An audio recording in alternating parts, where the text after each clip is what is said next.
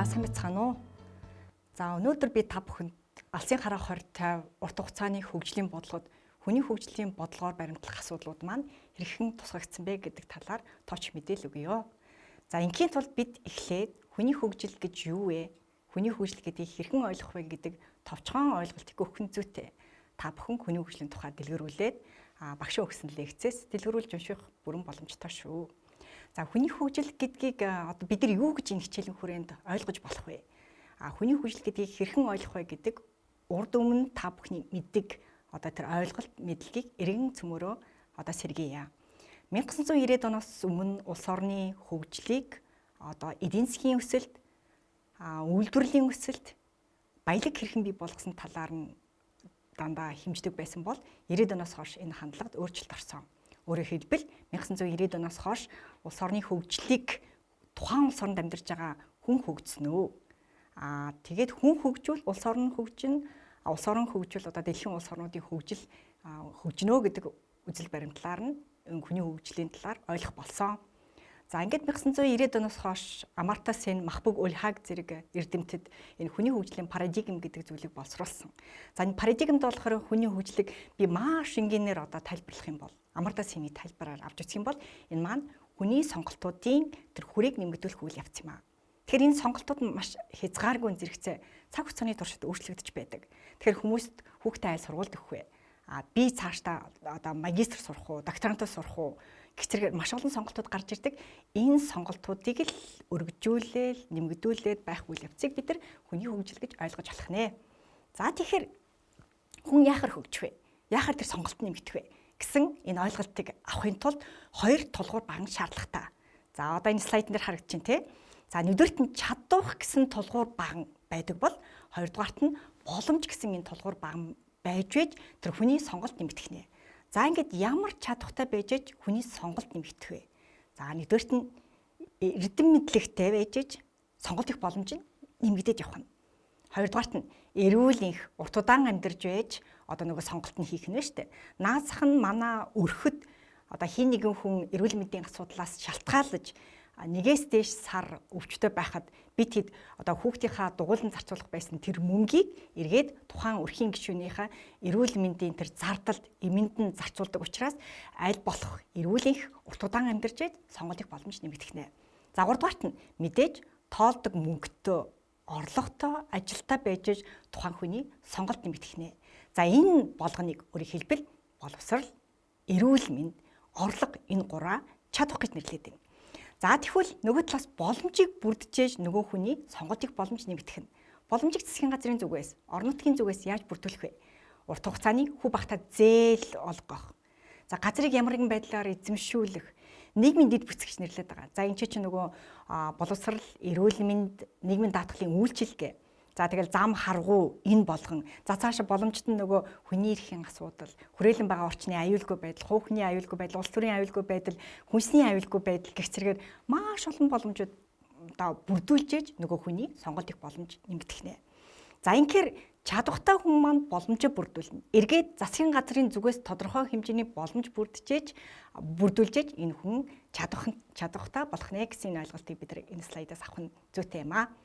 За ингээд алсын хараа 2050 урт хугацааны хөгжлийн бодлогын 2-дугаар зорилго нь хүнийг хөгжүүлэх одоо энэ зорилгод чиглэж байгаа. Тэгээд энэ хэсгийг хүний хөгжлийн бодлого гэж нэрлсэн байна. За хүний хөгжлийн бодлого нь одоо маш өргөн хүрээг хамарсан 7 ийм одоо бусад бодлогын чиглэлүүд болон зорилтуудаас бүрдэж байгаа.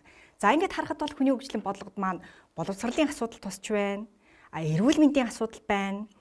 Гэр бүл шинжлэх ухааны инновац, хүндээлтэй амьдрах орчин, хөдөлмөрийн зах зээл, за хамгийн сүүлд нь бол Монгол хүний удмын санг хамгаалах чиглэлээр тодорхой бодлогод дэвшүүлжээ. За тэгэхээр би энэ удаад боловсрал, эрүүл мэндийн талаар танилцуулна.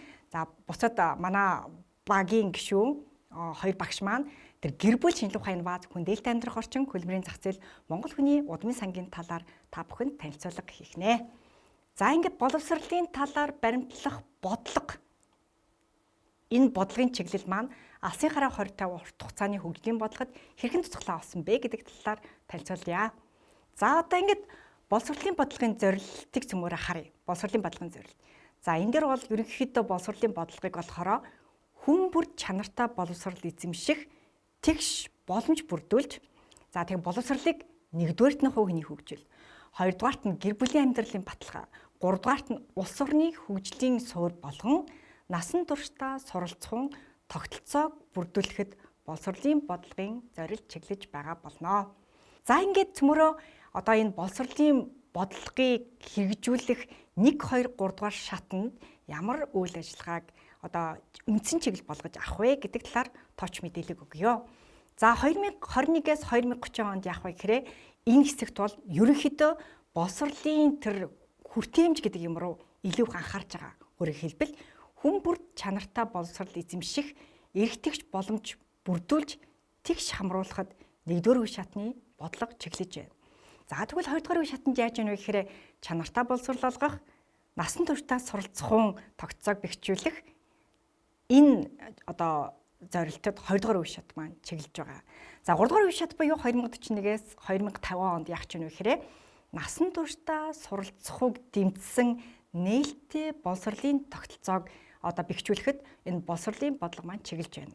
За ингээд дүгнээд авч үзэх юм бол 1-р үе шатанд ерөнхийдөө тэр хамран сургалт хүртээмжийн асуудлыг авч үзэж байгаа бол 2-р үе шатанда чанартай боловсрол, 3-р үе шатанд насан туршдаа суралцсан нээлттэй боловсролын тогтолцоог бэхжүүлэхэд бодлого маань үндсэндээ чиглэж байна. За ингээд боловсролын бодлогын үндсэн чиглэлээр нь ингэж авч үзэх юм бол дараах үндсэн хэдэн хэсгүүдэд хуваагдаж болохоор байгаа. Нэгдүгээрт нь нотлохоон суурилсан төлөвлөлт гэж байгаа.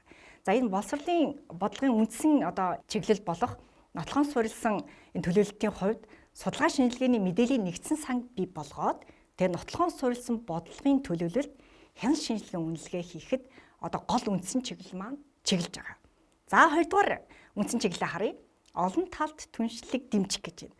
Олон талт түншлэг дэмжихийн тулд яах вэ гэхээр боловсролын мэргэжлийн байгууллагуудын дэргэд төвшит сургалт одоо судалгаа, инновацийн нэгжүүдийг бий болгоод тэнцээ ажил олгогч мэргэжлийн холбоод эрдэмтэн багш судлаачдын түншлийг бэхжүүлэхэд ерөнхийдөө энэ бодлогын чиглэл орж байгаа.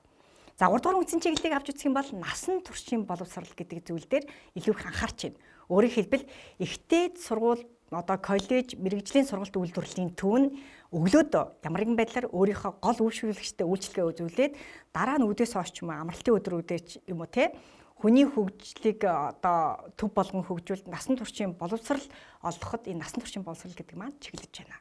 За дараагийн үндсэн чиглэл яхахгүй чанар. Энэ бол боловсролын бодлогын цөм хэсэг байдаг.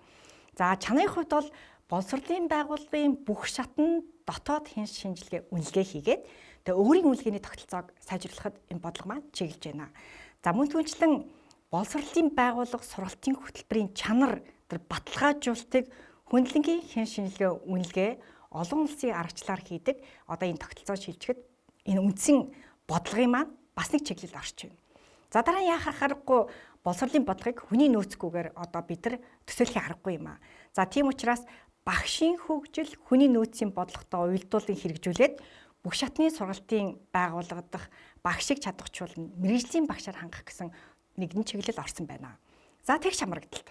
Дараагийн үндсэн одоо 6 дугаар чиглэл нь тэгш хамрагдалт юм. За тэгш хамрагдалтын энэ одоо чиглэлээр бол эрсдэл бүлгийн сургалцагч бүрд шаардлага дэмжлэгийг үзүүлж боловсрол тэгш хамруулахад ерөнхийдөө чиглэж байна. За ихтэй сургуулиудын хувьд бүс нутагтаа өрсөлдөх чадвартай одоо их сургуулийг байгуулна.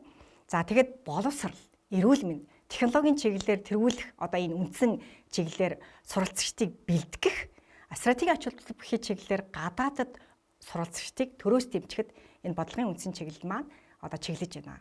За дараагийн нь EBS сүбийн хувьд юуг одоо баримтлах вэ гэхээр бага дунд боловсролын чанарыг дээшлүүлж хөтөлбөр, сургалтын хөтөлбөр арга зүйг сайжруулна. За дараа нь сүбийн чанарыг сайжруулахад чиглээд хүний нөөцөд одоо чиглэсэн ч юм уу эсвэл нөгөө сүбийн чанарыг сайжруулахад чиглэсэн цогц үйл ажиллагааг зохион байгуулахад боловсролын бодлого чиглэж байна. За ингээд боловсролын бодлогын үндсэн хідэн чиглэл маань Монгол Улсыг хөгжүүлэх одоо 5 жилийн үндсэн чиглэл Монгол Улсын засгийн газрын үйл ажиллагааны хөтөлбөр зэрэг одоо бусад бодлогын баримт бичиг цоцглоо олсон байгааг та бүхэн дэлгэрүүлж уншаарай. За дарга нь эрүүл мэндийн бодлогын үндсэн чиглэл байгаа. За эрүүл мэндийн хувьд бол үндсэн зорилт маань эрүүл дадал хэвшилтэй, идэвхтэй амьдралын хэм маяг бүхий иргэнийг төлөвшүүлж, эрүүл мэндийн чанар хүртээмжийг сайжруулан үр дүнтэй тогтолцоог хөгжүүлэхэд зорилт маань чиглэж байна.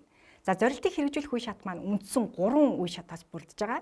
За нэгдүгээр үе шатанд ихэвчлэн хүртээмжийн тогтолцооны шинжилэл гэдэг юмд анхаарч байна. Өөрөөр хэлбэл эрүүл мэндийн чанар хүртээмжтэй тогтолцооны шинжилгээ үе гэж нэрлэж байна. Хоёрдугаар үе шатанд яах вэ гэхээр амьдралын зөв дадал хэвшилтэй иргэнийг төлөвшүүлэхэд чиглэж байгаа бол гуравдугаар үе шатанд эрүүл амьдралын хэм маягийг дэмжихэд энэ бодлогын үндсэн чиглэл маань чиглэгдэж байна. За ингээд базаад харах юм бол эрүүл мэндийн бодлогын үндсэн чиглэл маань урьдчилан сэргийлэх, халдварт бус өвчлөлийг бууруулах, эрүүл мэндийн санхүүжилт, зөв дадал хэвшүүлэх, чанар хүртээмж гэсэн үндсэн 5 чиглэлд яг базаад нэг үндсэн чиглэлүүд авч үзэх юм бол дараах 5 чиглэлд хуваагдаж болохоор байна гэж манай багийнхан бол үзэж энэ нэгдсэн ийм дүгнэлтийг хийсэн юм аа. За урьдчилан сэргийлэх чиглэлээр бол яаж ийнэ гэхээр хүн амын дунд цонхлон тохиолдож байгаа өвчлөл эмдэглэл, хөгжлийн бэрхшээл үүсгэж байгаа шалтгааныг тодорхойлоод хувийн онцлогт тохируулан урьдчилан сэргийлэх онцлог тогтолцоог санхүүжилтийн аргатай нь уялдуулан бүрдүүлэхэд чиглэж байгаа. За чанар хүртээмжийн хувьд бол эрүүл мэндийн тусламж үйлчилгээг хүн амын нягтрал, за тэгээ газар зүйн байршил, хүн ам зүйн бүтэц тэр өвчлөл шинжилх хөдөлгөөн хүн амын эрүүл мэндийг тусламж үйлчлэгийн эрэлт хэрэгцээтэй уялдуулан зохион байгуулахад чиглэж байгаа. Гэхдээ халдварт бус өвчин гэдэг маань Монгол хүний нас баралтын зонхлон тэргүүлэх шалтгаан болж байгаа. За энэ чиглэлээр бол ямар арга хэмжээг авч хэрэгжүүлэх вэ гэхээр цонхлон тохиолдох халдварт бус өвчний тэр эрсдлээ сэргийлээд те нас оролтыг хувь хүн гэр бүл хамт олон байгууллагын идэвхтэй оролцоотой нэгдмэл үйл ажиллагаан дээр тулгуурлаад нас баралтыг хүн амын нас баралтыг бууруулахад чиглэж байгаа. За зөв дадал хэвшүүлэх бол яах аргагүй өвдсөн хойно биш өвдөхөөс урьдчилан сэргийлсэн үйл ажиллагааг хэрэгжүүлэхэд маш үндсэн гол чухал энэ зүйл болж ирэх юм аа. Тэгэхээр зөв дадал хэвшлийг дэмжих, арих, мансууруулах, бодисын хэрэглээ, тэр захим тоглоом, бусад бүх төрлийн донтолтоос урьдчилан сэргийлэхэд энэ эрүүл мэндийн бодлогын зөв дадал хэвшүүлэх гэсэн үндсэн чиглэл маань чиглэж байгаа. За чанар хүртээмжийн чиглэлд бол яаж ийнэ гэхээр эрүүл мэндийн үйлчилгээний чанар хүртээмжийг сайжруулна. За энэ дээр бас даатгалын асуудлыг эрүүл мэндийн санхүүжилт даатгал дээр бол иргэд эрүүл мэнд хөгжлийн бэрхшээлийн улмаас санхүүгийн эрсдэлд орохоос сэргийлэх гэсэн энэ үйл ажиллагааг эрүүл мэндийн бодлогын үндсэн чиглэл болгон томьёолсон байна. За энэ эрүүл мэндийн бодлогын үндсэн чиглэл маань Монгол Улсыг хөгжүүлэх 5 жилийн үндсэн чиглэл. За Монгол Улсын засгийн газрын үйл ажиллагааны хөтөлбөрт мөн түнчлэн эрүүл мэндийн талаас баримтлах бодлого болон бусад бодлогын баримт бачгуудад ямар нэгэн байдлаар тусглаа олсон ийм уялдаа холбоотой бодлогын чиглэлүүдийг алсын хараа 2050 энэ бодлогын баримт бичиг тусгасан байна. За ингээд эрүүл мэнд, боловсрол, хөдөлмөрийн зах зээлийг тэнцвэржүүлэх, хүн дээлтэй амьдрах орчныг бүрдүүлсэний үндсэн дээр 2050 он гэхэд Монгол хүний хөгжлийн индексийг 900 хүрэхээр зорилт дэвшүүлэн энэ бодлогыг хэрэгжүүлж байна. За энэ бодлогыг хэрэгжүүлэхэд бол эрүүл мэнд болон боловсролын салбарын яамд гол агентлагуудын хийх ажил биш. Энэ дээр гадаад харилцааны яам, байгаль орчны яам, за мөн түнчлэн бусад бүх төрлийн агентлагууд, барилга хот байгуулалт гэцгээр бүх талын түншлэлийн хамтын оролцоон дээр бүх талын түншлэлийн тэр салбар дундын хамтын ажиллагаан дээр энэхүү бодлого маань үр дүнтэй хэрэгжиж 2050 он гэхэд хүний хөгжлийн индексийг 900 мянгад хүрэхээр бодлого дэвшүүлэн ажиллаж байна. За холбогдох мэдээ мэдлийг та бүхэн маань алсын хараа 2050 Монгол Улсын урт хугацааны хөгжлийн бодлогын баримт бичгээс дэлгэрүүлэн уншаарай. Анхаарал тавьсан явдал баярлалаа.